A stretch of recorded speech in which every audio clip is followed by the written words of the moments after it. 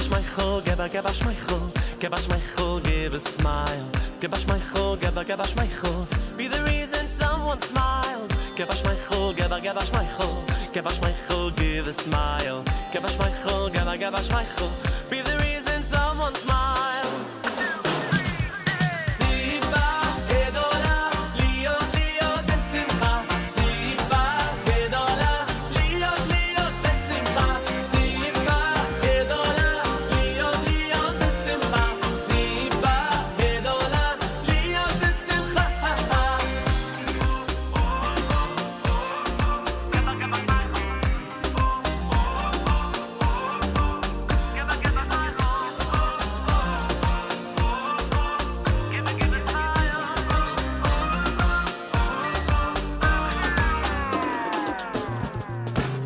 Give a Schmeichel, give a Schmeichel, give a smile. Give a Schmeichel, give a Schmeichel, be the reason someone smile. Give a Schmeichel, give a Schmeichel, give a Schmeichel, give a smile. Give a Schmeichel, give a Schmeichel, be the reason someone smiles. Siva, Gedola, Leo, Leo, Desimcha. Siva, Gedola, Leo, Leo, Desimcha. Siva, Gedola, Leo, Leo, Desimcha. Siva, Gedola, Leo, Desimcha. Siva, Gedola, Leo, Leo, Desimcha. Siva, Gedola, Leo, Leo, Desimcha. Siva, Gedola, Leo, Leo, Desimcha. Siva, Gedola, Leo, Desimcha.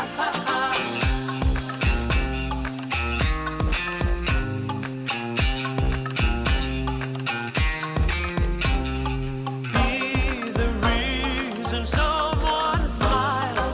Be the reason someone smiles. Be the reason someone smiles. Be the reason someone smiles.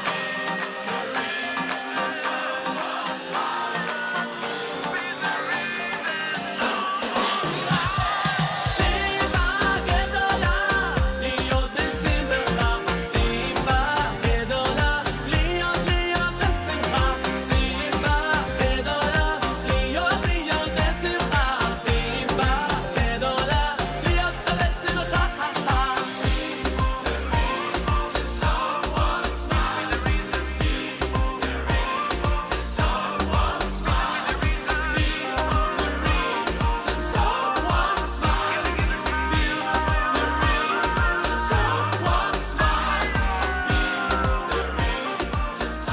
someone smiles.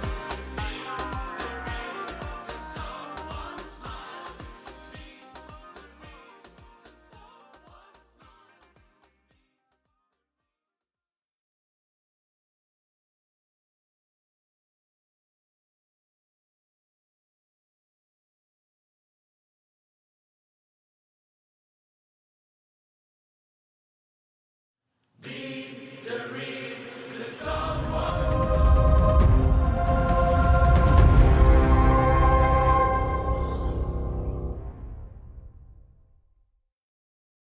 Breakfast with Elli.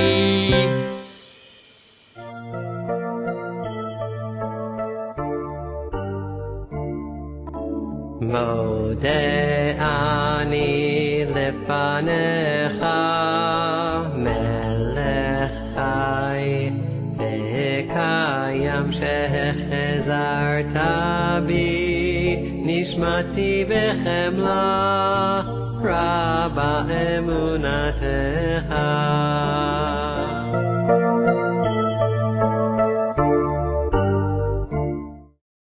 No ya mavdil ben kodesh lechol.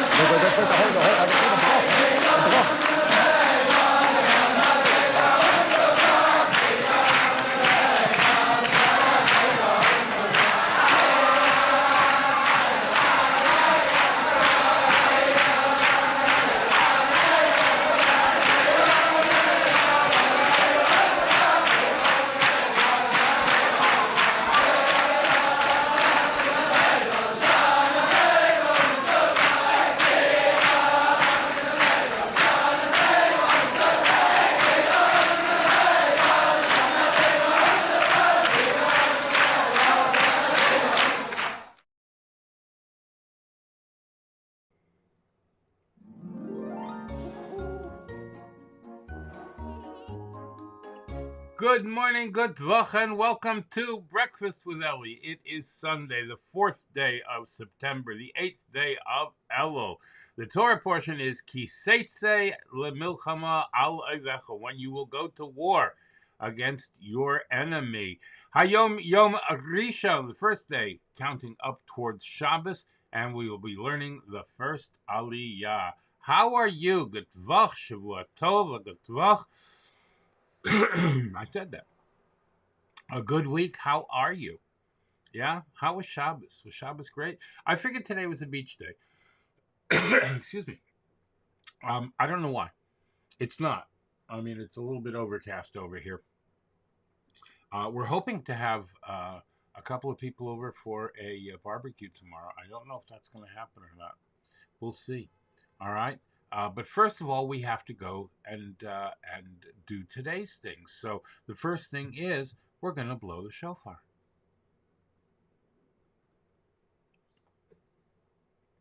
And the hard drive is being really, really bad today.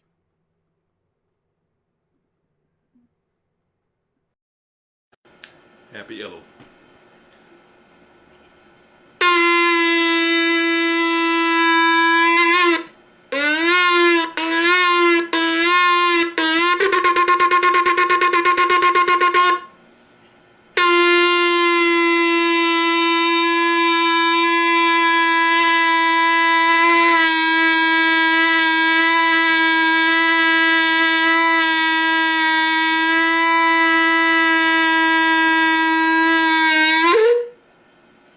That was one big tekiah gedola, huh?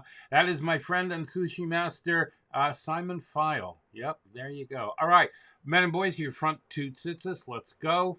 Baruch atah Adonai Eloheinu melech haolam asher kiddishanu b'mitzvotav v'tzivanu al mitzvat tzitzit. All right, al divrei Torah. Baruch atah Adonai Eloheinu melech haolam asher kiddishanu b'mitzvotav v'tzivanu al divrei Torah. All right, Hareini Mikabel. Hareini mikabel alay mitzvat aseh shel ve'ahavta l'reacha kamocha. I take upon myself every single day to love my fellow friend in a very special way. Right, Torah Tziva. Ay Torah tziva lanu Moshe morasha keilat Yaakov. Torah tziva lanu Moshe morasha keilat Yaakov.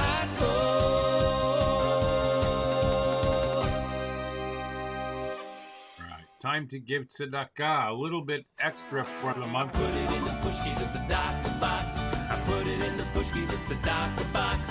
I put it in the pushki for someone else to keep. Yeah, I put it in the pushki, the tzedakah box. I put it in the pushki, the tzedakah box. I put it in the pushki for someone else in need. All right, fantastic. Tzedakah has been given.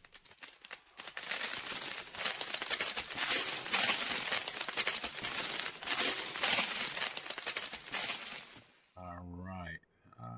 Let's see. Time to say the Shema. You ready? Cover your eyes, please. Shema Yisrael Adonai Eloheinu Adonai Echad.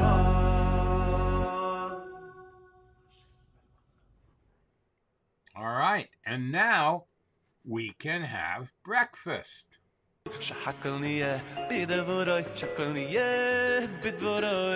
right, grab your breakfast, whatever it is you're having. I'm having coffee and yogurt. Are you ready for this? We're going to make a bracha shahakol. Baruch atah Adonai Eloheinu melech haolam shahakol nihiyah b'dvarai. Coffee, blessed coffee. God bless you for being a friend. When the whole world turns on me, it's only you on which I can depend. I want to taste you in the morning and a few times throughout the day. Yes, a cup or two in the evening too. For me, it's the only way.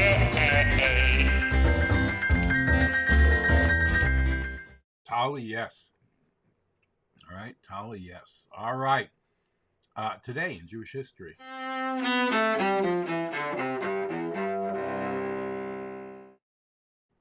right. Let's see what's going on. Okay. Yeah. Stop that. Today, in the year 1790, the sexton of the Hebrew congregation of Newport, Rhode Island, wrote a letter. Well, he wrote it before today, but he wrote a letter, a heartwarming letter to George Washington on behalf of the Jewish community, welcoming then President George Washington on his visit to Newport. In his letter, he expressed a vision of an American government that would permit all religions to live side by side in harmony, giving all its citizens the freedom to practice their religions. On August 18th, 1790, corresponding to today, the 8th day of Elul, George Washington responded, and he wrote, "The citizens of the United States of America have a right to applaud themselves for having given to mankind examples of enlarged and liberal policy, a policy worthy of imitation. All possesses alike liberty of conscience and immunity of citizenship. It now has no more than toleration is spoken of as if it was by the indulgence of one class of people that another enjoyed the exercise of their inherent natural rights. For happily, the government of the United States, which gives to bigotry no sanction, to persecution no assistance, requires only that they who live under its protection should demean themselves as good citizens in giving in on all occasions their effectual support. May the children of the stock of Abraham who dwell in this land continue to merit and enjoy the goodwill of other inhabitants, while everyone shall sit in safety under his own vine and fig tree, and there shall be none to make him afraid." Cool, right? All right.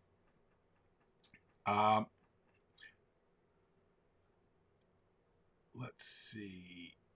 The Russian emperor appointed a commission to study the injurious influences of Jews on the native population in 1881. And in 1893, Switzerland outlawed kosher ritual slaughter of animals, a ban that continues until today. And the Jewish community has to get its meat from other neighboring countries. That same year, 1893, kosher slaughter was prohibited in the German region of Saxony. Today, Norway also bans kosher slaughter, and other European countries such as the UK have taken the matter under consideration. Sometimes these laws are anti-Semitic in nature, but couched in human rights terms. Humanitarian terms. The issue is one of the great sensitivity of the Jewish community, being said that one of the first enactments of the Nazis in 1933 was to outlaw kosher slaughter, an act of horrible irony that preceded the slaughter of 6 million Jews. Yeah, the irony is not lost. Yeah. All right, we are in the month of Elul, the last month of the Jewish year, traditionally a time of introspection and stock-taking, time to review our deeds and spiritual progress over the past year, and prepare for the upcoming Yomim Noraim, days of awe of Rosh Hashanah and Yom Kippur. Elul is the time where Melech Basada, the king, is in the field. It's a time for Teshuvah, Tefillah, Tzedakah, and Avos Yisrael, prayer, charity, and increased Avos Yisrael, along with returning to Hashem. Specific customs for Elul include the daily sounding of the shofar, which we did. Also, the custom of reciting 3 psalms of the Tehillim. Today's psalms are 22, 23, and 24.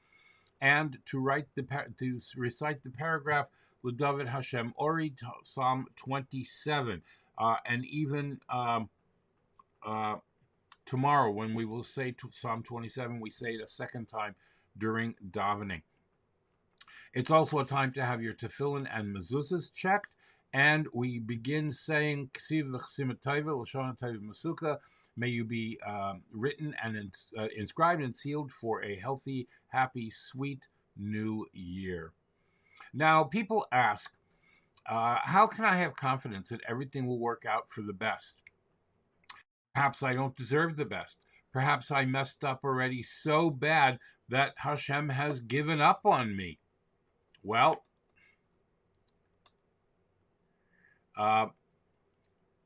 these people are confusing trust with faith.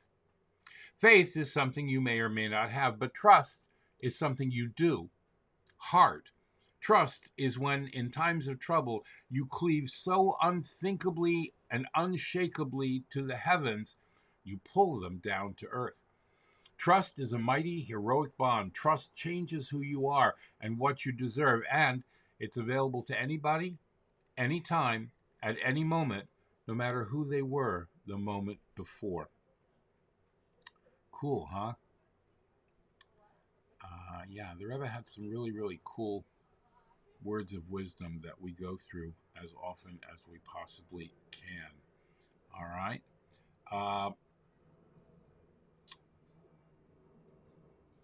Yeah, I think we are ready for HaYom for today. Are you ready? HaYom for the 8th day of Elul.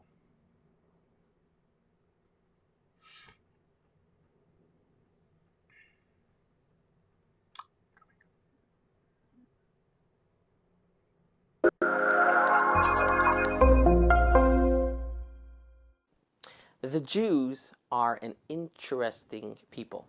We're different. Most nations, when you talk about the identity of those nations, it's got to be associated with a couple of basic things. So, firstly, a country, there's got to be a particular part of the world that all members of this nation identify with. And then after your country, then you've got culture, there's cuisine, there's music. All of these things serve as a unifying force that all of the members of this nation identify with. Now, we have all of those things, but our identity as a people, the Jewish people were born and existed before we had a land. The Jewish people is much older than the Jewish state or the Jewish land. And it's certainly much older than we were. I mean, we were Jews way, way before we were eating matzah balls and dancing the hora. So what is it that makes the Jewish people a unique people? What is it that defines us? Well, the great sages provide the answer. They say that what makes us who we are, that's the Torah. When did we become a nation? When we received the Torah at Sinai.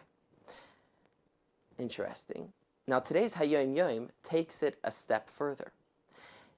And here we're saying that the Torah is not just the secret of who we are, but it's also the secret of our success. The fact that the Jewish people have been able to accomplish what would appear to be the impossible, the secret to that is our connection to the Torah. The Tzemach Tzedek was once talking about his attendance at the rabbinical convention in St. Petersburg that took place in the year 1843. Now, this wasn't, a convention that the rabbis attended just because they wanted to schmooze and have a good time. The convention was called by the Tsarist government. They are those that's who convened this convention. And the objective was to enforce certain fundamental changes into the Jewish educational system in Russia. Changes that the traditional Jews were very, very much opposed to. And the Tzemach Tzedek at this conference accomplished the impossible. I mean, this was a tough government that was ready to use the rule of the force of law to follow through with these changes. And the Tzemach Tzedek said, no, we're not going to tolerate that. And he opposed those changes. They arrested him numerous times at the convention because he refused to accommodate and cooperate with the government. But the most amazing part of the story is that ultimately he prevailed. And when everything was said and done, the policies that were left in the educational system were not the policies that the Tsarist government wanted, but the policies that the Tzemach Tzedek wanted. How? How could a rabbi beat the government, and an oppressive government at that? So the Tzemach Tzedek was talking about this,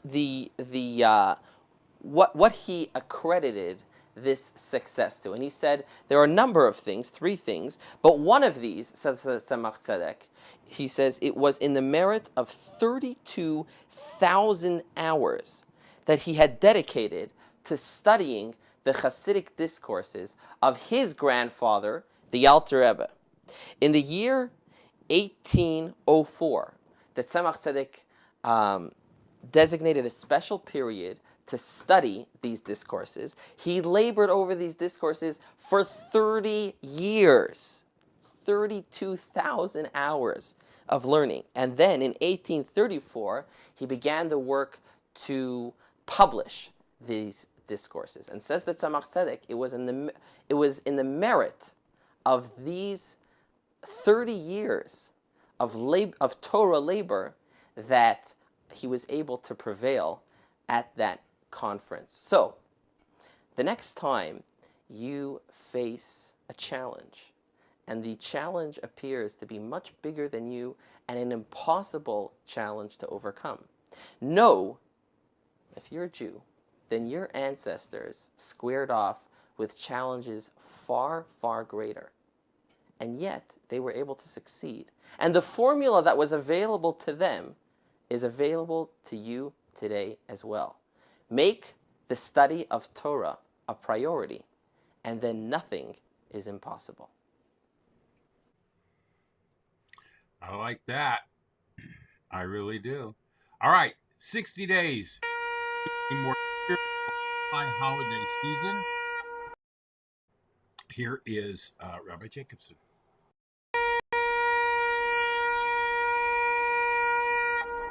The journey continues day 9. To console and be consoled.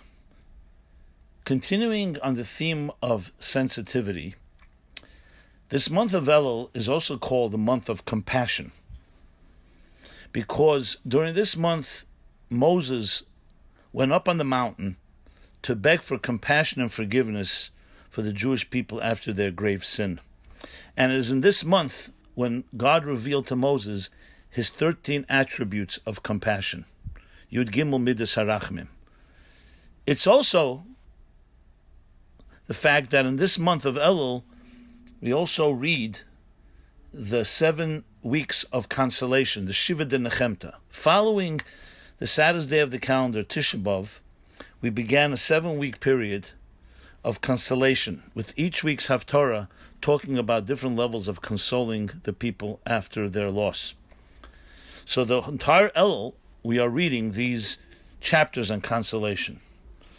The message to us is that it is vital that we emulate the divine way of also being consoling and compassionate, just as God is compassionate, consoling, which is fascinating.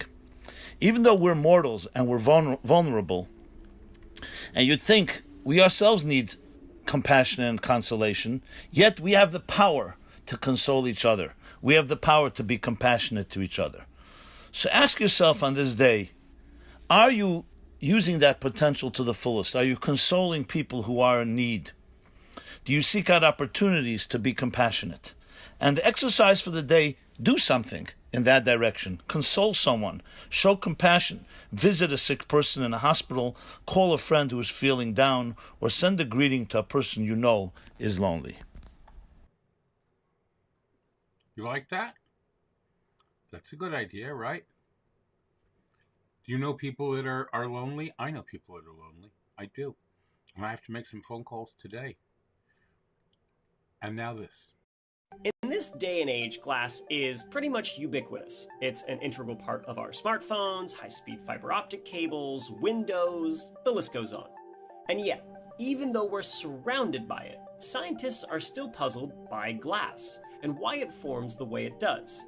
Through studying glass, researchers have realized that there could be an ideal form that may never be attainable, but they're still on a quest to find it.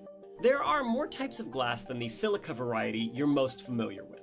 Glass is technically any rigid amorphous solid, meaning its atoms and molecules aren't arranged in an orderly structure, but rather in whatever random arrangement they happen to be in when the material cooled and solidified. It's as though a liquid just stopped moving all of a sudden. Unlike ice, where the water molecules tug on each other and lock themselves into a repeating crystal pattern, as glass cools, its molecules contract until they stop moving altogether. And that's weird, because in theory, if it were a liquid that has stopped flowing because it was cold, you should be able to give it a squeeze and change its shape. I would not recommend you squeeze glass to give this a try. It's rigid and it'll cut you. You may have heard that because of this, glass is like an endlessly flowing liquid, and that's sort of true, but only in the strictest sense. One study from 2017 estimated that if a cathedral were to stand at room temperature for 1 billion years, its glass would flow just a single nanometer. Another research team from Spain examined samples of 110 million year old amber, a naturally occurring variety of glass derived from tree sap, and found that over its long existence, it had become about 2% denser. Decades ago, researchers came up with an idea. If glass could still flow and settle, then maybe it could reach a hypothetical ideal state, where the randomly flowing molecules happen to arrange themselves as dense and orderly as possible. This ideal glass could explain why glass is a liquid with molecules that can't flow. But to achieve it in reality through the usual method of cooling a liquid until it hardened meant cooling it impossibly or even infinitely slowly. This would give the molecules a chance to settle into their lowest energy arrangement. Glass made this way would have entropy as low as a crystal's. Paradoxically, randomness could produce order. Ideal glass would have properties very different from the glass we're used to. For one, it would have a lower heat capacity when cooled to near absolute zero. Non-ideal glass is thought to be riddled with two-level systems, bunches of molecules that can go back and forth between two equally stable arrangements. Near absolute zero, even when crowded by surrounding molecules, these two-level systems can quantum tunnel between configurations, absorbing heat in the process. But if ideal glass is already in the most stable configuration possible, there is no second form it can switch to, so its heat capacity drops. Amazingly, while we haven't found the ideal glass we're searching for, we have gotten closer. That's thanks to a very different glass-making technique that makes use of vapor deposition, where glass is built one molecule at a time. The result is ultra-stable glass that's not as orderly as the hypothetical ideal, but still denser and more stable than any glass we've made before. Scientists are also searching for the perfect form of glass virtually. Thanks to advancements in computer processing power and modeling techniques, simulations that look for the ideal arrangement have gotten exponentially faster. In the end, we may never be able to make ideal glass, but we're curious and we're diligent and we're gonna keep trying. You may have heard that old cathedral glass is thicker at the bottom because it's sagged over time. In reality, that's just due to the technique used to make the glass. Any other material mysteries you'd like us to cover? Let us know over on Twitter and Instagram. We're at Seeker, and I'm over there too, at Hug It Out. Thanks for watching Seeker, and I'll see you next time. And now, a word from our sponsors. PestProRidall.com. PestProRidall.com, trusted by the best to keep away the pests. We are offering COVID-19 disinfection services. Mention this ad and get 1 month free service. Visit us at PestProRidall.com. Tarzane Group, micro, miniature, and small orchids. Go to TarzaneGroup.com or call Tomas at 305-440-0565. That's 305-440-0565 and order today. Visit Tomas and Yair at TarzaneGroup.com. Micro, miniature, and small orchids, beautiful in your home. Go to the website and read Tomas's Orchid blog, and by Dina D Design. DinaDDesign@gmail.com. Fine artwork, custom made to your specifications, logos, wall hangings, Judaica, and you can even have something for your child's room. Dina D Designs. Go to her Facebook or Instagram or call or text. Thank you very much to our sponsors. If you'd like to become a sponsor, please go right up here to where it says patreon.com/theactorsrabbi, and you can contribute even only $1 a month if you'd like, but that'll help us bring this broadcast to you on a daily basis and cover our expenses. Be sure to thank your sponsors when shopping and mention Breakfast with Elli when you're shopping there. There might be discounts. Thanks for watching. Torah, Torah, Torah, Torah, Torah, Torah, Torah, Tziva lanu Moshe.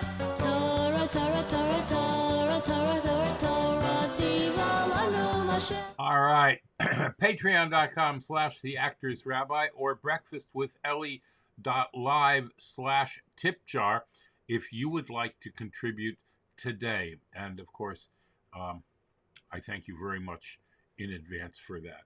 Welcome to everybody who just... thank you to everyone who just joined us. It's great to have you here.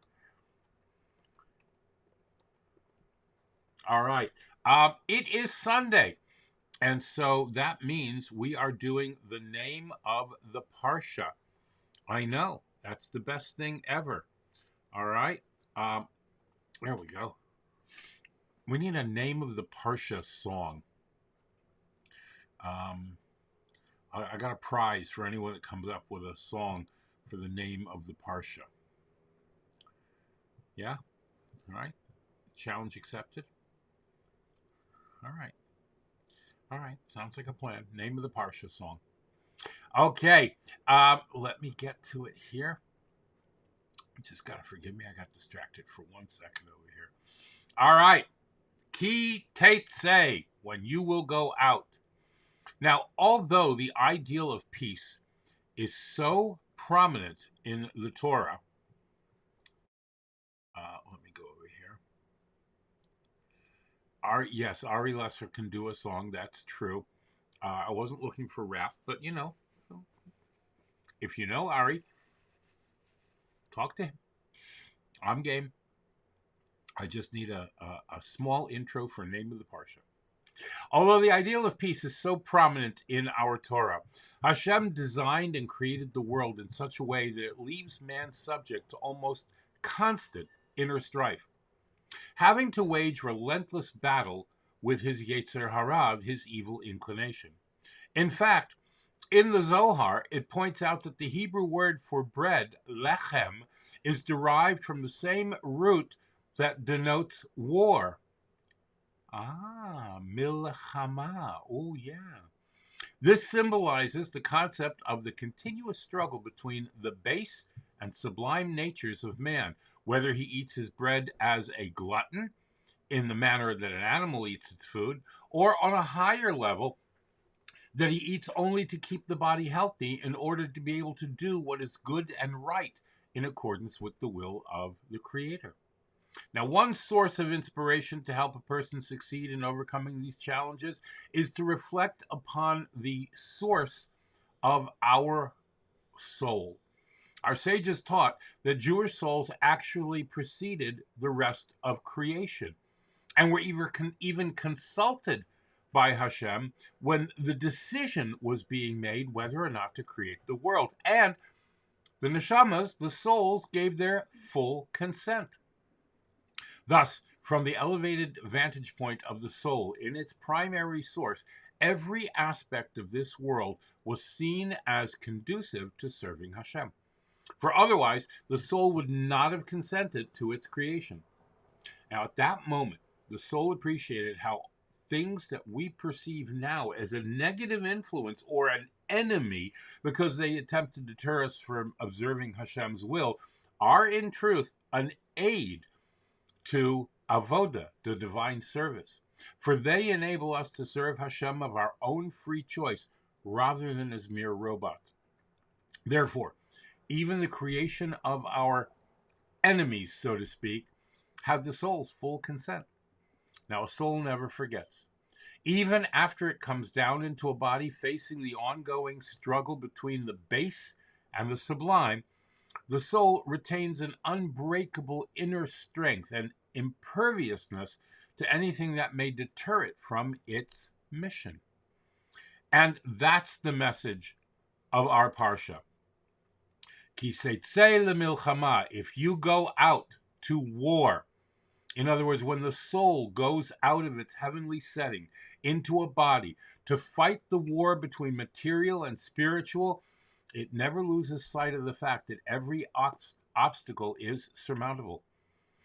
Through meditating upon this point, we can always be al oivecha, on our enemies. In other words, transcending every material adversary and sanctifying the physical world with goodness and ruchnius, spirituality. That was based on a sikha that the Rebbe said on the 10th of Elul and Shabbos, Parshas Ki Sisa, in the year of 5751, and on a letter that the Rebbe wrote on the 26th day of Tevis in the year 5742. Amazing what they've put together with these things over here, right? All right, in the first Aliyah this week, the section begins with a discussion regarding female captives of war, and it lays down the conditions under which a soldier may marry a captive. The right of the firstborn son to a double portion of his father's inheritance is detailed. The section concludes the first Aliyah with the procedure for dealing with an arbitrary, rebellious child. Cool, huh? All right, Shnayim Yomi for today.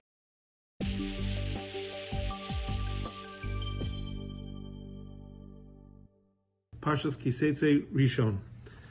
This week's Parsha has an abundance of mitzvahs, actually the most in all of Torah, 74 mitzvahs. We have 27 aseis and 47 lois aseis. The Parsha starts off, when you go out to war, it's a war, it's not a mechanis mitzvah, but it's a war that you're allowed to go and make. And of course, the soldiers go out and their adrenaline is up and the testosterone is high. And of course, you're going to see what we call an Eshes Yifas Tayar, a woman, beautiful woman. She doesn't want to be killed. She wants to maybe be taken as a wife, as a slave, something. And the Torah understands that you're going to see this woman and you're going to desire her. And the Torah says, don't worry. We're going to give you a way that you can still have this woman, but in a in an appropriate way. What do we have to do? So you have to shave her head, make her look ugly. If the pasuk says "V'asas tziparnea," you have to make her nails. That's a little bit vague. Rashi seems to say that you should let her nails grow. You should let the nails grow long. While others say no, just the opposite. V'asa means to make. Just like you shaved her head, you should also make her nails. So trim her nails. Either way, I guess it depends. Some people like longer nails, shorter nails, but you have to wait 30 days. And if you'll desire, then you get to marry her. And if not, then you have to let her go. You're not allowed to sell her as a slave or anything like that. And then the Aliyah turns into what happens if you have two wives, one you like, one you don't like, how you're supposed to deal with your inheritance, right? If from the first wife you have a son and you don't like this wife so much, are you allowed to give the inheritance over to the son of a second wife? And the Torah says no. And then the third topic, just to finish up the Aliyah, the third topic is Ben Sora Mara, or the wayward son. Right? The pasuk says that the son doesn't listen to the call of the father, the call of the mother, right? The voice of the father, the voice of the mother, which leads us to a very interesting thing. Why does it say separately the voice of the father, the voice of the mother? And that's a very important lesson, that in a home, the father and the mother have to be one voice. They can't have separate voices. It doesn't work if you have two separate sets of philosophies. The father and the mother have to speak as one, and have to seem as they're giving one derech for the family to grow. And Rashi points out the progression of these three topics together. What happens? The guy goes out to war, he sees a beautiful woman, he brings her home, he does everything he's supposed to do, he takes her as a wife, and then he ends up not liking her, seeing that, what her background is, how she behaves. It's not really very Jewish, even though now she's considered Jewish. And he doesn't like her, and what happens? The son from this marriage becomes Ben Sarah Mara.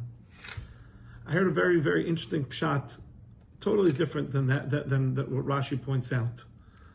Imagine this: you're a wife, you're a child, and your father or husband is going out to war.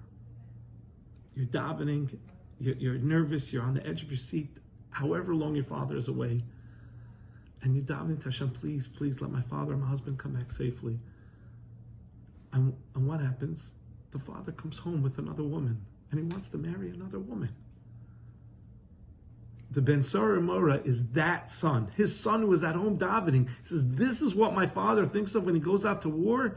We're thinking about him the whole time. He doesn't think about us. That's the son who becomes the Ben Sarah Mora.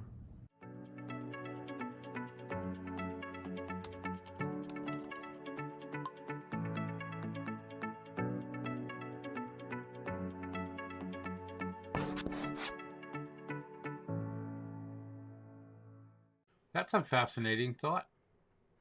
Yeah. All right. Reb Chaim Martyr.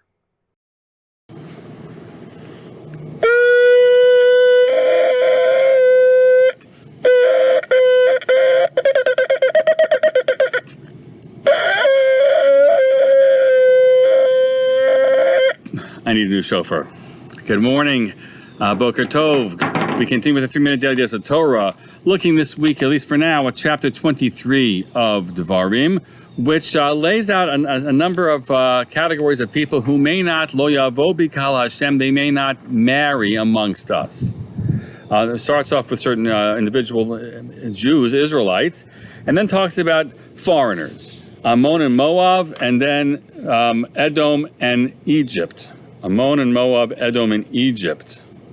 Meaning that if any of them would convert to Judaism, which apparently is allowed, they may not marry amongst us. They have to marry amongst their fellow converts. It's something like their fellow converts of equal status, another fellow Edomite or fellow Egyptian or fellow Ammonite or Moabite. But the Torah says of the Ammon and Moab, Lo yavo Ammonim Moabim b'kahal Adonai, agam dor asiri lo yavo lahem b'kahal Adonai ad olam.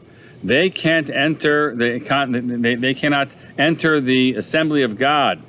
Even to the 10th generation, they cannot do so. Enter the assembly of God ad olam, forever. Never ever can they marry amongst people who are Jewish, other than those their equal convert status. On the other hand, the Torah says, Lo teta'ev adomi ki achichahu, lo teta'ev mitzri ki hayita be'atzo. We'll discuss the reasoning a little later. Do not make Edom and Egypt abominable to you. Banim asher yivaldu lahem dor shlishi yavo lahem b'kal Adonai. Descendants, children that come to them after the 3rd generation, they may marry amongst us. What a strange idea. Because we would have expected kind of the opposite. It was Egypt and Edom who came out to try to kill us. Egypt tried to firstly enslaved us for 210 years, and then try to kill us at the Yam Suf. Pharaoh and his army is there, and they're ready to kill us. Edom also came out armed to prevent us from traversing their land. Came out armed, and so they would have killed us. And yet we say, we give them a little patch. All right, 3 generations, a long time, but after 3 generations, their people can then marry amongst us. On the other hand, Ammon and Moab, who did not in the end physically try to kill us, they've got with arms. They're more lenient. So I want you to take a look at the verses and see what you think. Once again, it's chapter 23, beginning in verse 4 through verse 9. And we'll spend some more time on this, God willing, tomorrow. Have a great day.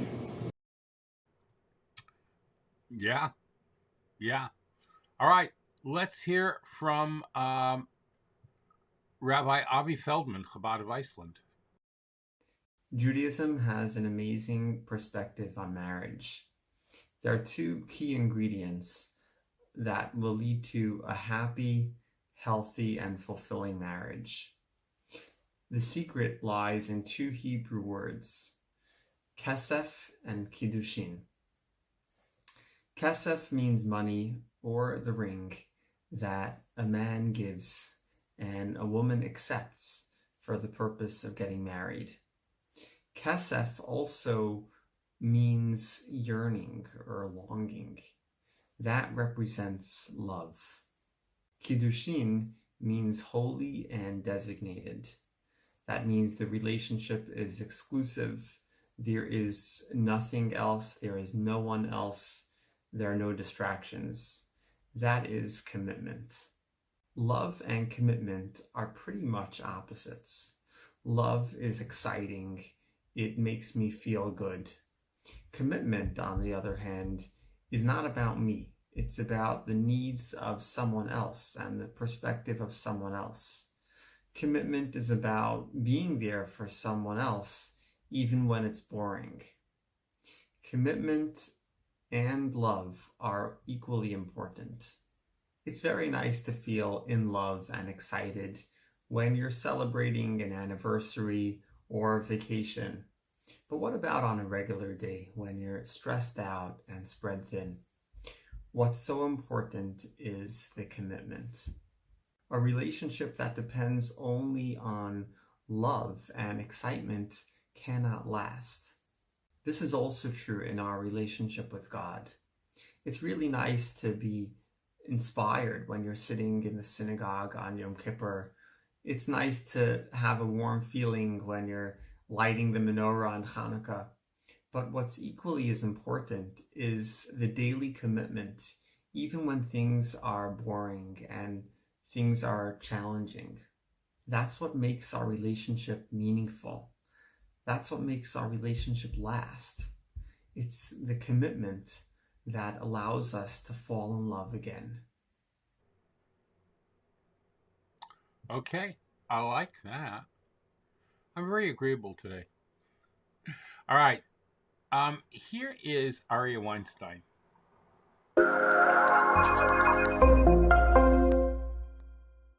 Arguably, one of the most important words in the English language is the word selfless. This word happens to also be very accurate in the way the word is formed. Selfless. That means to be less about self. This single word and our pursuit of it in action in our lives can have the most profound impact on our life, more than anything else I know. The more we pursue to be less about self, the happier, the more successful, the more effective, the more focused, the more empowered a person is. And that's why this word, in the way it's worded, selfless, is very special, because it is not realistic and even possible for us to become entirely absent of self. And this is explained deeply in Hasidic philosophy, but that's not possible for the average person. However, it is possible to become less about self. In fact, through life, we should continuously seeing ourselves moving in a direction where our lives are less and less about self. And that's why the word selfless is so beautiful, because it says, be less about self. However consumed you or I are in our own selves now, tomorrow, let's just be 1 centimeter less about self, and the next day 1 centimeter less. And that will serve our lives, the purpose of our lives, and the mission of our lives more than anything else, just by being less about self. I once had an incident, a slight occurrence, and it shone such insight for me And it was such a special moment for me. I was having a celebration in our family for one of our children. And after the celebration, my mother-in-law came over to me and told me, "You looked so happy."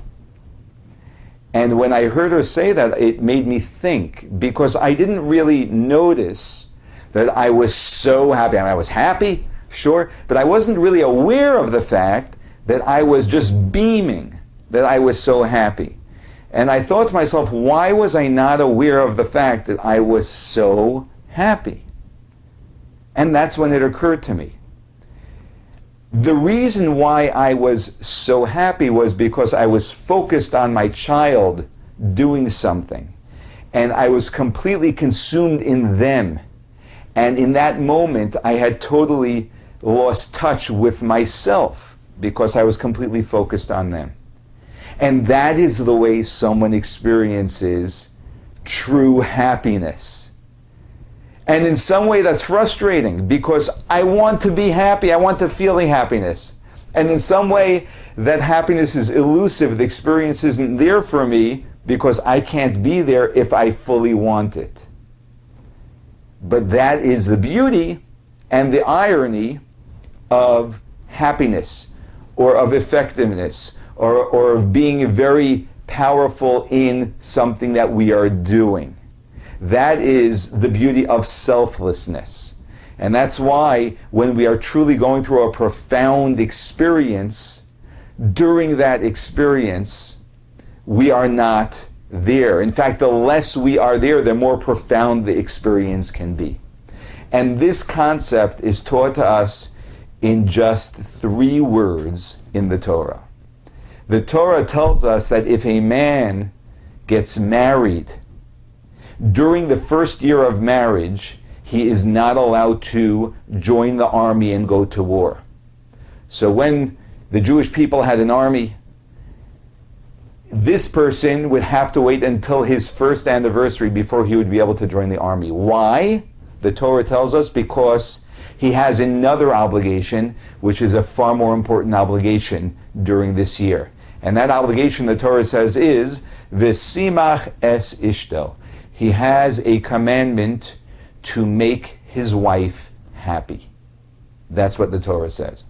And there is a translation to the Torah into Aramaic, which was translated by a man by the name of Onkelos, who was actually the nephew of the Roman Caesar, who converted to Judaism and wrote a translation of the Torah in Aramaic, which is a very precise translation. And so we refer to it when we want to understand the nuances of the meanings of words in the Torah. And he specifically says that this means that you should make your wife happy. This does not mean you should rejoice with your wife. It means to make your wife happy. And the commentary Rashi points out that if one translates these words as be happy with your wife, they are making a mistake. That's not what it means. This teaches us a profound message. And that is that the way we bring happiness to another person is when we are consumed with them being happy. The moment I start bringing myself into the happiness, I am distracting because it is no longer purely selfless. The irony is, as I'm sure you've experienced in your life and I have experienced in mine, when we bring true, dedicated, pure happiness to another, it brings us so much happiness.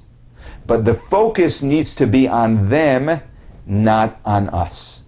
And this is one of the great ironies that we find in human experience.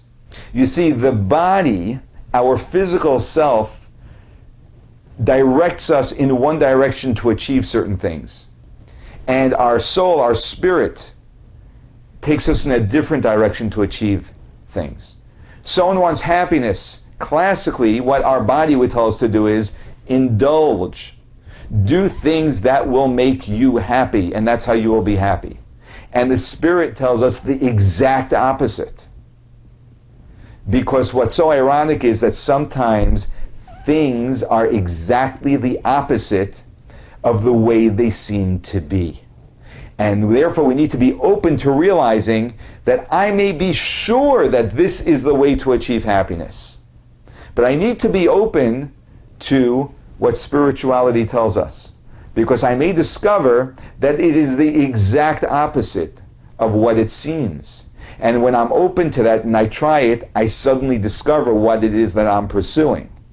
The less it is about self, the more happiness, the more power, the more effectiveness a person experiences. So the next time you are not so happy, do what countless people advise today, and that is think about someone else. Do something for someone else, and you will have a whole different experience of happiness.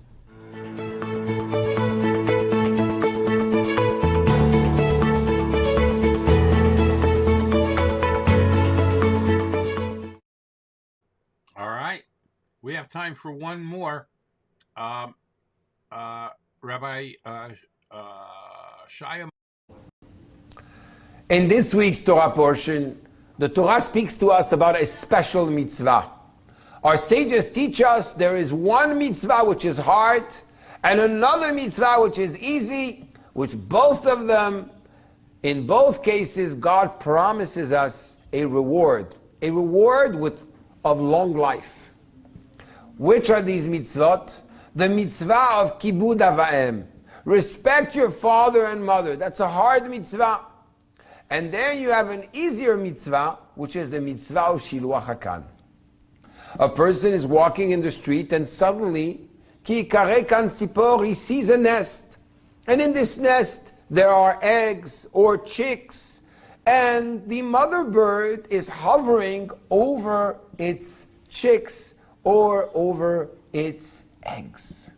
At that moment, you have a mitzvah to send the mother away and to take the eggs or the chicks. The Zohar Kadosh teaches us that something very special happens in heaven when you do this mitzvah. When you send the mother away from its nest, it starts crying. And then when it cries, it says, where I've been sent away from my nest. And at that moment, the Shekhinah, God's presence itself, the mother of the Jewish people, cries to God and says, I've been sent away from my home, the Bet HaMikdash, the temple. Bring me back home. But there's another meaning, the Zohar says. The nest and the mother and the chicks and the eggs, they represent the relationship there is between the mother brain and the emotions. You see, in Chassidut we explain that a person that wants to be able to feel a true emotion needs to meditate and contemplate in order to be able to give birth to emotions. A person has the seminal idea, and then he starts developing the idea in what's called bina, understanding. When the both come in perfect unison, there is da'at, and at that moment the mother actually sits on the emotions and gives birth to emotions. When this meditation is too superficial, it gives birth to eggs. Eggs are nice, but they're not going to open. Just like sometimes you have a good feeling, I want to change, but I just don't get myself to. And then it gives birth, another level is giving birth to chicks. The chicks are small, but they can't really fly by themselves. They still need their mother. This represents the fact that you gave birth to an emotion that has a little more vitality, but is not going to last, and therefore your actions will not change. The Tikkunei Zohar says that when we talk about an actually fully grown bird, it says, Lo tikach ha'em me'al habanim. You send the mother away when it's over its eggs and its chicks, but when it's over the growth, the children, a fully grown bird, do not take the mother away from the children. The Zohar says that this refers to the fact that a person gave birth to a true emotion that is self-standing, that's able to fly by itself. If we want to change and really experience change, we need to first start in our mind with a deep meditation, a repeated meditation that translates itself in a beautiful connection with Hashem, a deep connection with Hashem through prayer. And at that moment, we will feel true emotions and we'll be able to have a drive to transform ourselves and to become better. All right, he referred to Kansipur. I wanted to play a song for you. It's one of my favorite from Pirchei Yerushalayim. Here we go.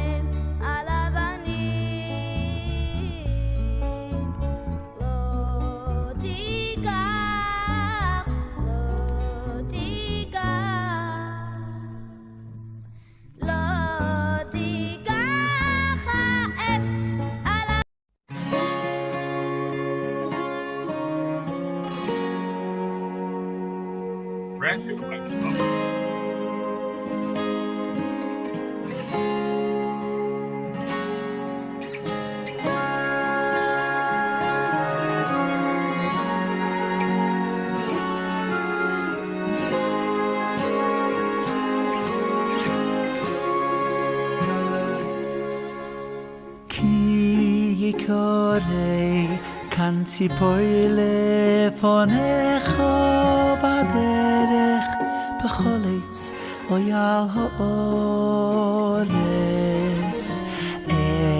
אפרוחים אוי ועצים ויום רוי וצס על אפרוחים אוי על הביצים לא יסיקח לא יסיקח לא יסיקח אוהב על הבונים לא יסיקח לא יסיקח לא יסיקח אוהב על הבונים שלח תשלח ויש הבונים תיקח לו למען ייטב לך למען ייטב לך והרך יומים שלח תשלח את זוהר ויש הבונים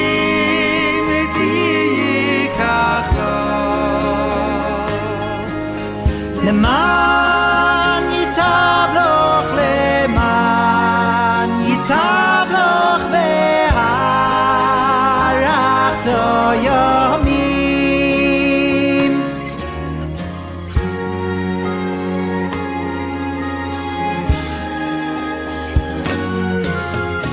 כי קורא כאן ציפור לפניך הדרך בכל עץ אוי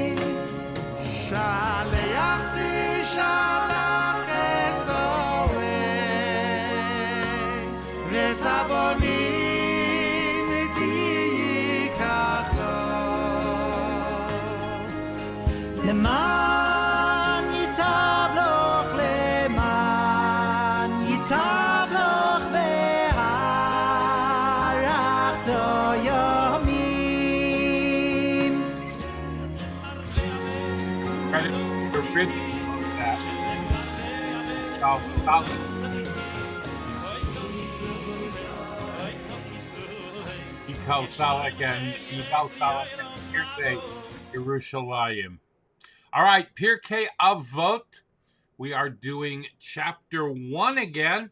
Let's start from the very beginning.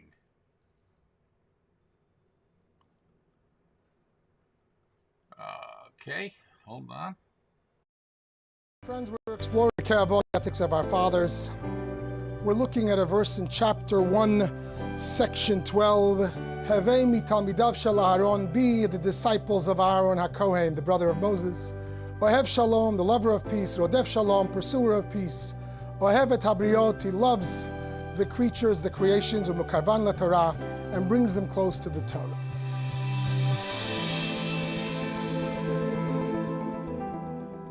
The first half of the phrase, be the students of Aaron, love peace. Aaron was known as a lover of people, and therefore he loved peace. Those who like peace are the people who love people. Aaron is famous for the fact that there was no jealousy whatsoever by the fact that his younger brother was chosen to be Moses. In fact, one of the reasons Moses so hesitated to become Moses, that he negotiated with God for an entire week, is because of the fact that he had an older brother. Historically, in the first book of the Bible, brothers didn't get along. We have a series of mishaps. Cain and Abel, where the younger brother was preferred and it ended in death. Isaac and Ishmael, where the younger brother was preferred and it ended in separation. Jacob and Esau, where then there was a rejuvenation, but once again, in order to live in harmony, they had to separate. The brothers of Joseph and Joseph, there was plenty of disharmony, and then again they came together and lived happily ever after, but only after years of pain and separation. And finally, the twins Manasseh and Ephraim, where the Torah speaks of Noah's divisiveness. However, when it comes to Moses and Aaron, and Moses hesitates, he says to God, I don't want to be Moses, I have an older brother. And God says, but Aaron is different. He's nothing like the others. Not only there won't be hate or envy or enmity, there won't even be equilibrium. The language is Bracha v'samach b'liba. He will celebrate your ascension to greatness, which is in fact what happened. And that's why Aaron becomes the one that blesses the Jewish people. The language is ba'ava, with love, because he's filled with love, and therefore Aaron is the one who pursues peace and teaches us, if I want to bring peace between people, the formula is to show love. And then the second half of the phrase, Ohevet habriot, love people. Umekarvan la Torah, and bring them close to the Torah. And there's two powerful messages in that phrase. Firstly, if you want to bring someone close to Torah, what people call today kiruv, bringing people close, the premise has to be because you're doing it out of love. If you're asking someone to do Shabbos or put on tefillin or keep kosher because you want to get points by God, or because you want to make sure that you're doing the right thing, if there's something in it for you, then shush, keep your mouth shut. You only reach out and you'd only be successful in affecting another Jew if it's coming out of love. And there's a beautiful story that's told that this man is walking by the kotel. And as you know, by the kotel, there's opportunities for people to put on tefillin. And somebody offers him, he's a secular Israeli, and somebody offers him, hinachta tefillin HaYom, would you like to put on tefillin? And this secular Israeli turns around and curses him out, maybe spits at him. Hadatiyim ha'ele, you religious ones, you're destroying the country, leave me alone, stop with this religion. And then he continues to the other side of the plaza, and there's another yeshiva bucha standing with a little table, and he offers him tefillin. And the man on the other side, who was just refused and spat at, notices that he, without any reluctance, rolls up his sleeve and puts on the tefillin and says the Shema. He's taken aback, so on the way back, when the man walks to the other side, he stops him, he says, excuse me, sir, tell me why you rejected me so and you embraced him with his mitzvah, to which he responded, when you offered me tefillin, I felt that you wanted to take from me a mitzvah. When he offered me tefillin, I felt that he wanted to give me a mitzvah. Ohevet habriot, you bring him close to Torah, but the premise is that you're doing it out of love. People often ask me as a Chabad rabbi, how do you see yourself? Do you feel like you're saving Jews? Do you feel like you're a lifeguard? And I tell them, I feel like I'm a tutor to the royals. The Rebbe told us in the early years of his leadership, when he spoke about Jewish outreach, he said, be wary. When you go out and talk to a Jew who might know less than you, who might be observing very little, but the Rebbe said, don't look down. It shouldn't be a top-down relationship. And the Rebbe said, and I quote in Yiddish, don't think you're better than him. Maybe he's better than you in God's eye. The one mitzvah that he's doing, coming from without the background of the yeshiva, what have you, he may be more precious. This is God's children, said the Rebbe, the children of Abraham, Isaac, and Jacob, Sarah, Rebecca, Rachel, and Leah, they're royalty. And you were given the mission, the pleasure, the privilege of being a tutor to the royals. Do it with respect and do it with love. And finally, Mekarvan la Torah. One of the Rebbe's principles in outreach is bring them close to the Torah. Don't, God forbid, try to bring the Torah close to them. There's often a tendency in our goal to make Torah accessible. We're going to slice down the rules. We're going to take around the meaning. We'll take away some of the rules and regulations. And this is not important. That's not important. Then you're left with nothing. You're left with a bare Judaism. And what are you selling? You're selling a meaningless Yiddishkeit. The Rebbe's approach is no, keep Torah as it is. Follow the way of Aaron. Bring them close to the Torah. So there's a beautiful anecdote, which I'll close with this. That the poor man, who's the water carrier in the shtetl, he's visiting the rich man's house one day delivering water, and he smells a beautiful aroma coming from the kitchen. He says to the rich man, he says, what is that smell? I've never smelled something quite like it. He says, you don't know, it's blintzes. My wife made delicious blintzes. Go home and tell your wife to make your blintzes. He comes home, he can't wait to tell Yentl. He says, Yentl, you gotta make blintzes. The rich people, they salivate. It's out of this world. The good woman looks at her husband. She says, I would love to make you blintzes, but don't you know we're poor? Can we afford cream and cheese and milk and oil and whatever it is? We're poverty-stricken. He says to his wife, spare me the details. Do I need all the details? Do I need dafka, a little bit of cheese at this? Whatever it takes, give me a blintz. So the good woman in desperation, she puts together whatever she has, flour, water, maybe a little bit of salt, and she puts it on the table, this dried out thing, and serves her husband a cheese blintz, and he sits down feeling good. He's gonna be a rich man. He sits with his fork and knife and his napkin and everything else, and he takes one bite, and he spits it out, and he says, "Feh, Disgusting. I can't imagine what the rich people see in the cheese blintz. And the moral of the story, of course, is Judaism is like a cheese blintz. It's delicious. It's filled with ingredients, mitzvahs, Torah, history, Shabbos, Pesach, mikveh, charity, Torah study, mezuzah, everything. And that's why it's been loved and cherished by our people from time immemorial, for millennia. Unfortunately, when we try to water it down and give our children the dried out blintz, and we say, yeah, we want to be Jewish. Shabbos is not important, kosher is not important, this is not important, just Judaism, generic.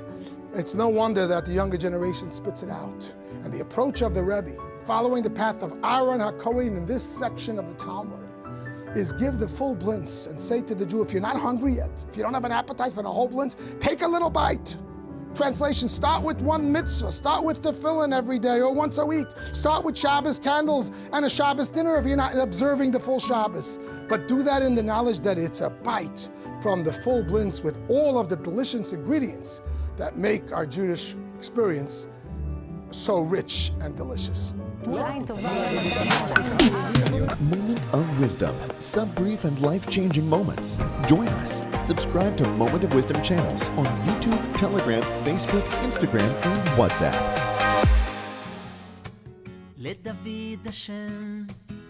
All right. That was beautiful. Okay. We are now doing chapter 27 of Tehillim, LeDavid Hashem Ori. Let's go.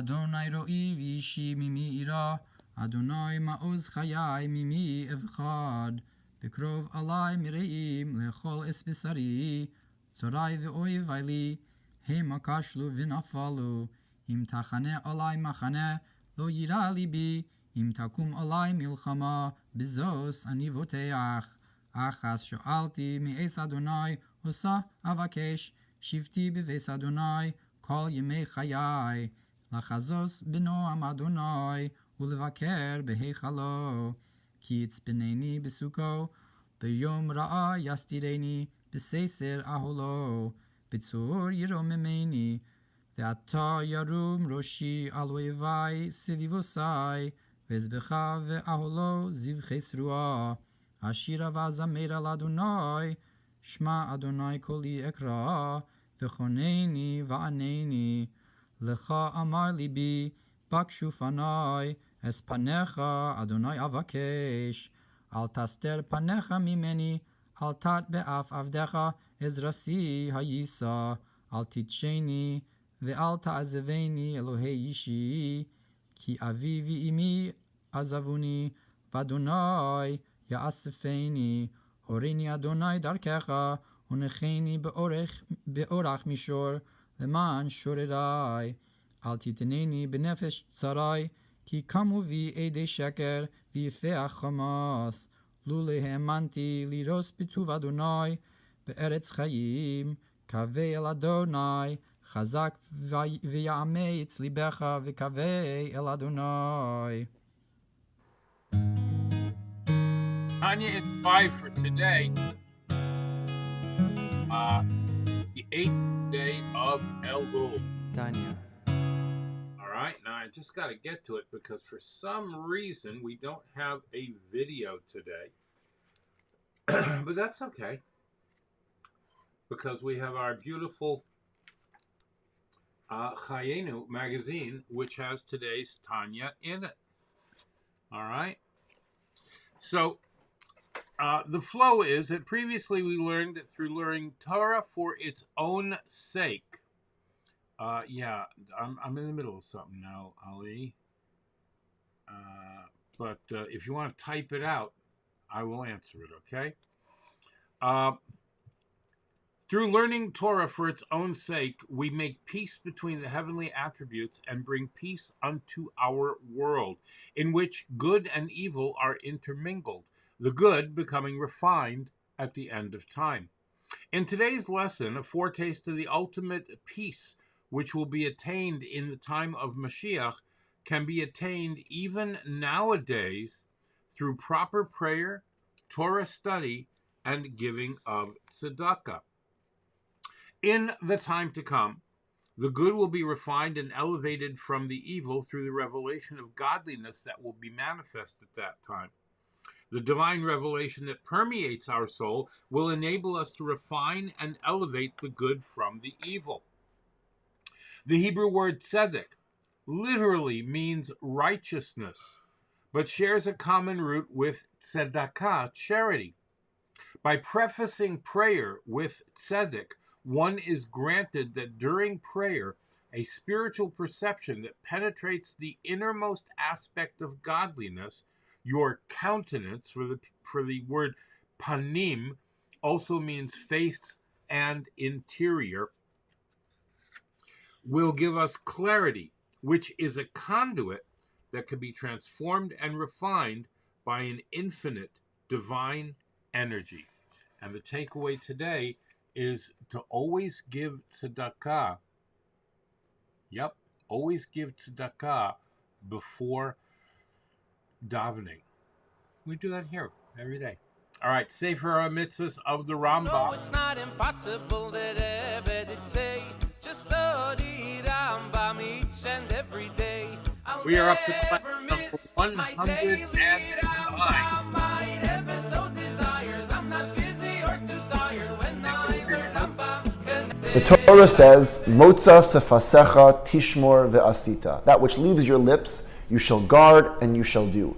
This verse is the source for positive mitzvah number 94, which states that any time a person says words in the form of taking an obligation upon himself, whether they fall into the category of shvuah, which is an oath, whether they fall into the category of neder, which is a promise, and we'll discuss the difference between these two tomorrow, whether they fall into the category of tzedakah, which is an obligation to give charity, whether they fall into the category of karban, which is the obligation to bring a sacrifice in the holy temple, in all of these cases, since the person has uttered words that bring an obligation upon himself, he has a special commandment to keep those words that he has uttered. All right. That's very important, by the way. All right, matters of Mashiach. Here we go.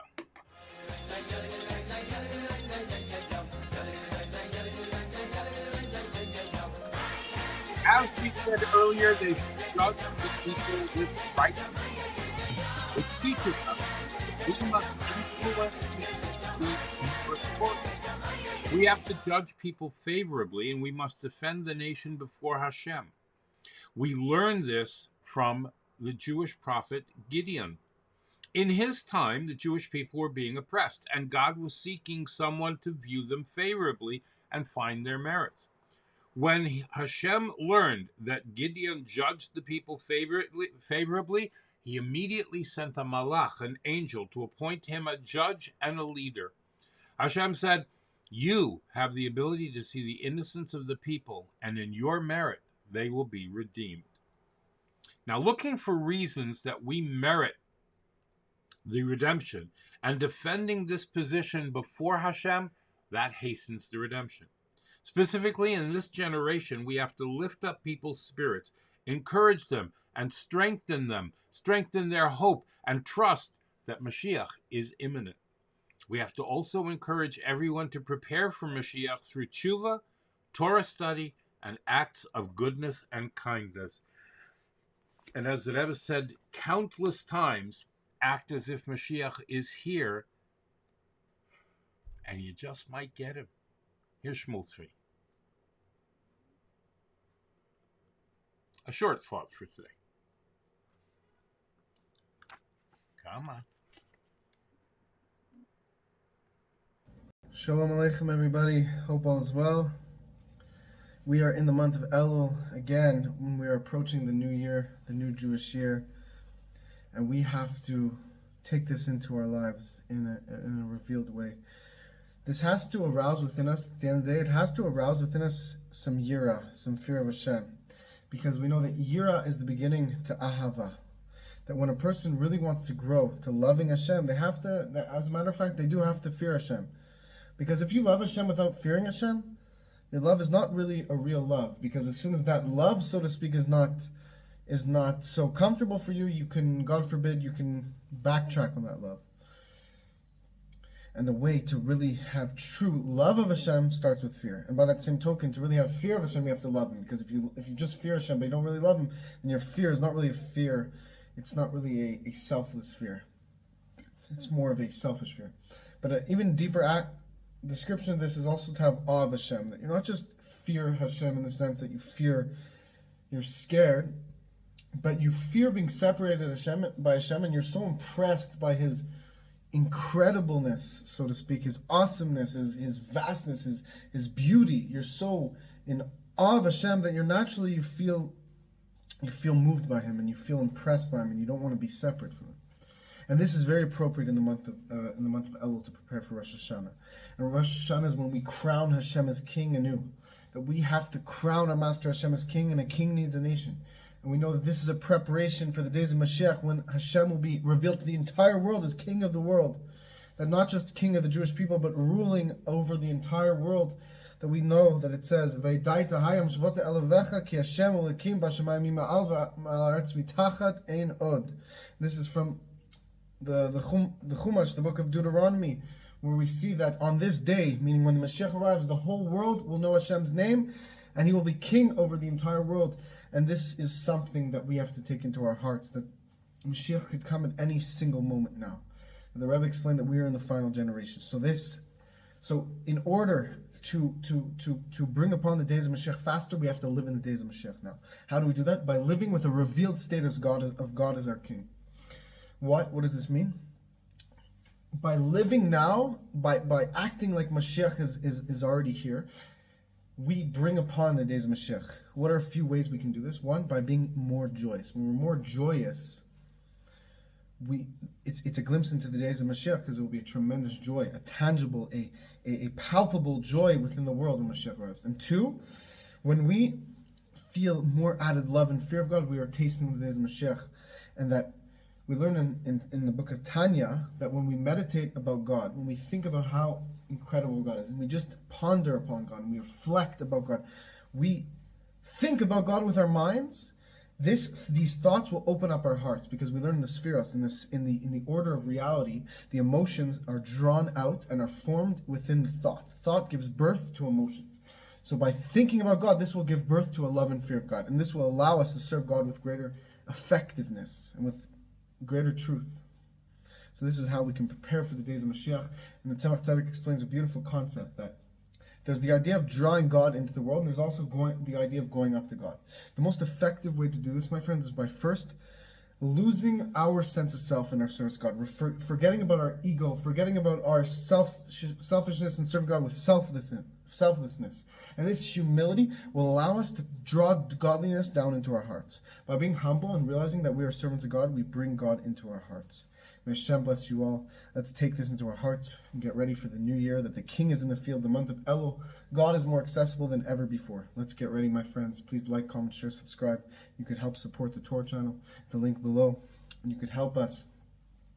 And let's get excited, my friends, for the days of Mashiach. Let's live the days of Mashiach right now by adding in joy, love, and fear of Hashem, and getting ready for the new year. God bless you all. All right. You like that? I thought you would. All right. Our PSAs for today.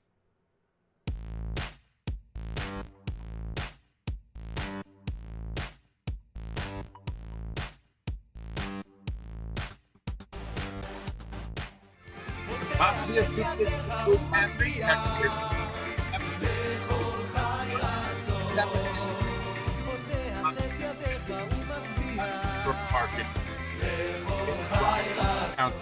tomcheShabbos.org. In Lakewood, it's tomche.org. In Chicago, it's the Chicago Center Kitchen at breakfastwithelli.live/Chicago Food Bank. And if you know of a food bank that we can mention on the air, I am more than happy to include one for you. I know that they exist all over the country, so if you have one, I can't do one for every single city, but we'll do some of the major ones if you send me links to those, all right? For all your other Judaic needs, whether it is a help with financial situations, help with food, help with mental health, help with paying an electric bill, achiezer.org is there for you. And in emergencies, they're there 24/7, 365 days a year. achiezer.org or 516-791-4444. Hatzalah EMS is available 24/7, 365. And if you live in the New York area and you are a lady, they are giving classes on how to become a certified EMT for the brand new Ezras Nashim Hatzalah service for women. Okay, yeah. So if you'd like more information on that, contact them or contact me and I will set you up with them. All right. MissOscom.org. In times of tragedy, God forbid, no one is ever prepared to do it alone. So call 718-854-4548 and they will help you out with whatever you need. God forbid victims of or witnesses of hate crimes should call 911, and that applies to Shabbos and Yom Tov as well. And don't forget to text the word hate to 81336. 81336 is also the number for New York Health if you need help with monkeypox or any other things, okay? Just on Shabbos, making beautiful, beautiful Shabbos meals and Shabbos experiences for Israeli teenagers who have wandered away or maybe never had a beautiful Shabbos. So you can contribute today. Now, if you're going to the movies, if you're going to a show, is this you're really going much to the to ask? supermarket Tie or some film fabric entertainment, around your face. you need to Oh, be it's the wearing masks, simplest of okay? tasks. It's At the really, gym, really at the store. Don't treat it like such a right now, chore. numbers are down. We're not hearing a lot about it. You notice there was no news today, and new vaccines are coming out. So please, if you haven't gotten your vaccines or you're not up to date or you haven't gotten a booster or you just want to get another booster, the new vaccines will be out within days. We're waiting to hear. We're just waiting to hear. All right? It should be any time now. I'm kind of excited about that because they are modified for the new variants. And that's it. All right. For Sunday, the 8th day of Elul, the 4th day of September, every day when you get up in the morning, you must ask yourself, what am I doing in this acute question spurs a person to be active in realizing their personal mission. I was just talking about this. If beset by lethargy and doubt, a person should shout at their own Yetzer Hara and tell it, stop bothering me! But they should walk on the iron bridge, the directives and instructions of the Rebbes of Chabad, or whoever your Rebbe is. Now, tell your Yetzer Hara, shut up. Really, that's all there is to it. You're allowed. Your body. You're taking care of it for Hashem.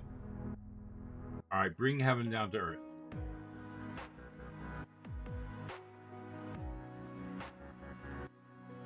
I love this quote. Trust is when you hold on so tight, pull heaven down to earth. One who really cares is not placated by the fact that he has a good excuse. If the goal was not achieved, it was not achieved, regardless of the excuse. Yeah. You want to talk to me more about that? Come to me on any of the Actors Rabbis groups at WhatsApp, Twitter, Spaces, Telegram, Facebook, Instagram, Spotify, LinkedIn, Clubhouse, or at theactorsrabbi.com. Go to theactorsrabbi.com. You can sign up for life coaching services, and fees are on a sliding scale, so don't be afraid to ask for help.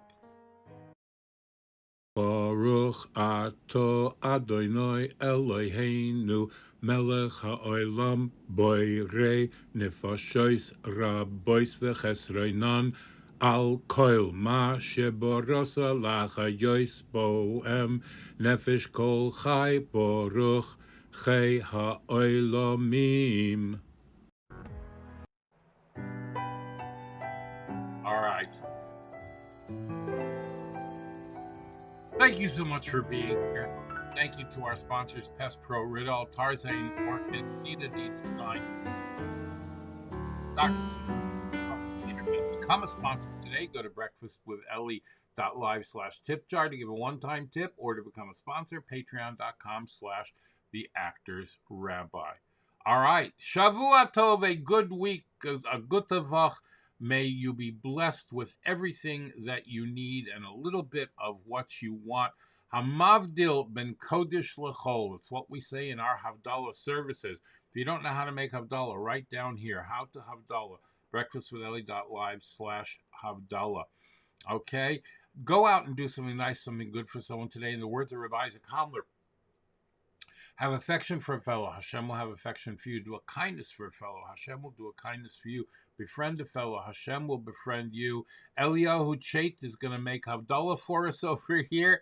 Have a great and glorious and special and wonderful day. Ksiva v'chsima tova, l'shana tova, masuka. I will see you tomorrow. Bring one more person to watch and listen with you. Thank you.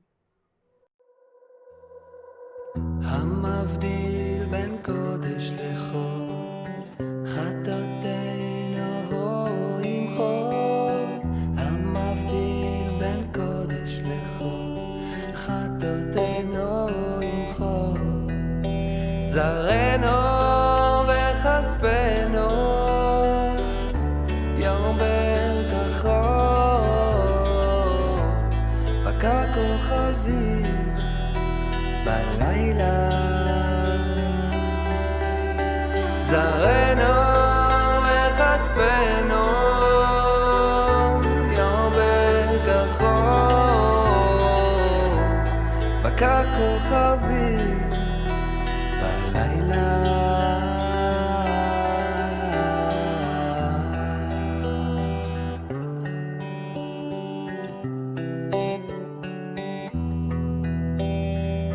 המבדיל בין קודש לחול חטאתנו ימחול המבדיל בין קודש לחול חטאתנו ימחול המבדיל בין קודש לחול חטאתנו ימחול המבדיל בין קודש לחול חטאתנו ימחול זרענו וכספנו ירבה כחול בקע כוכבים בלילה זרענו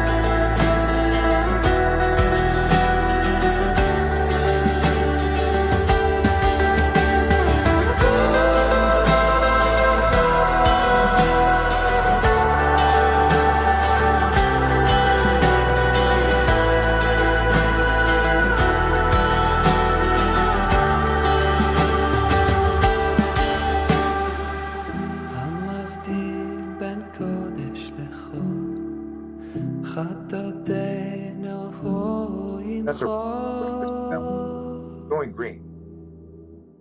I hope it was a good live stream, El.